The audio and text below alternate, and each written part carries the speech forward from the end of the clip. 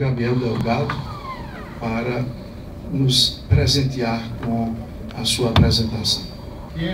Esse tema da drogas e crianças e adolescentes é um dos temas mais espinhosos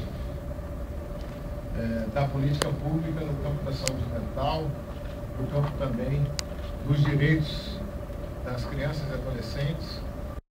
Por homicídios no país, 40% se dão nessa faixa de 10 a 24. 40% das vítimas de homicídio estão nessa faixa de 10 a 24. São as principais causas de mortalidade na faixa de 10 aos 24 anos. A palavra mortalidade é que sumiu ali. E as causas externas correspondem à maioria absoluta das causas de morte nessa faixa de idade. As causas externas, diferentemente de outros países, a morte por acidente e violência é disparada a principal causa de morte dessa faixa. Cruel, é quase como se nós estivéssemos salvando a vida dos bebês, mas deixando que eles morram por violência quando atingem a faixa da adolescência. Também investir na promoção de fatores de proteção. Nós trabalhamos na saúde pública com a ideia de vulnerabilidade e proteção.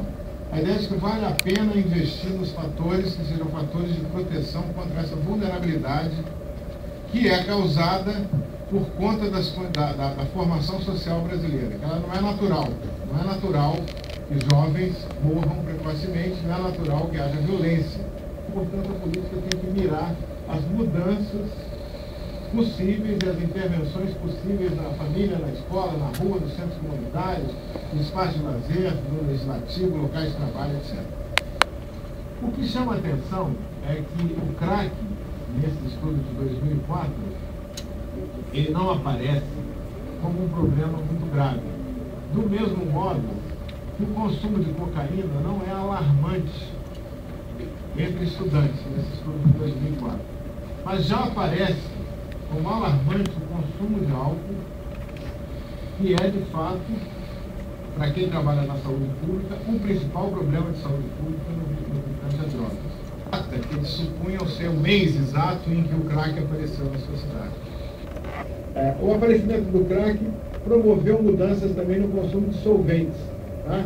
Escola de sapateiro, etc. Houve uma certa migração. Isso não está muito bem estudado. Esse quadro aí mostra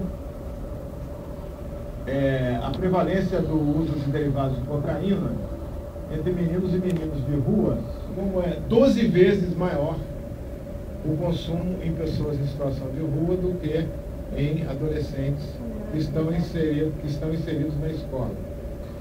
Porque os estudos sobre dependência química precisam se refinar no sentido de incluir essa dimensão da vulnerabilidade social, a dimensão das classes sociais, dos fatores econômicos, da violência associada ao mercado ilegal e à cultura do consumo da droga. Então, essa lei não conseguiu intervir nesse ciclo. Se ela não conseguiu intervir, nós não temos o mesmo pensamento de alguns países muito conservadores no campo de drogas, no campo do delito, que é quanto mais cheias estiverem as prisões, mais a justiça está se fazendo, né? Alguma coisa está profundamente injusto se o sistema constitucional, legal e as instituições mandam pessoas já vulneráveis para situações de maior vulnerabilidade ainda, que são as instituições fechadas. Como vamos construir, no plano nacional, uma política consistente para esse problema, que é um problema de saúde pública? Ele tem que ser mais de saúde pública do que de polícia e de justiça. Ele tem um componente, né, obviamente, da segurança pública, mas ele tem que ser principalmente de políticas sociais. E é preciso também incorporar o combate ao estigma e ao preconceito como um dos componentes que vão permitir uma política de inclusão social nessa área. Seguinte, é preciso construir alternativas de redes sociais para as pessoas cujas redes sociais se fazem em torno da dependência, se fazem em torno da vulnerabilidade do meio social, digamos, de risco que se associa ao consumo de drogas, especialmente drogas como crack. O que é fundamental, houve um estudo feito recentemente que estudou as sentenças associadas a crimes ligados à droga depois da lei de 2006. E a maior parte das pessoas que estão nos presídios por delitos ligados à droga, a maior parte, estou falando da perspectiva epidemiológica, cometeram pequenos delitos e são réus primários e têm menos de 24 anos. Então, quer dizer, os grandes traficantes estão na prisão, estão fora da prisão, o financiamento do tráfico passa por uma série de variáveis. As cadeias estão se abarrotando de jovens recém-saídos da adolescência por pequenos delitos, que ela não deverá, porque os programas terapêuticos que são oferecidos em sua maioria, elas colocam um desafio que é invencível para o dependente da droga.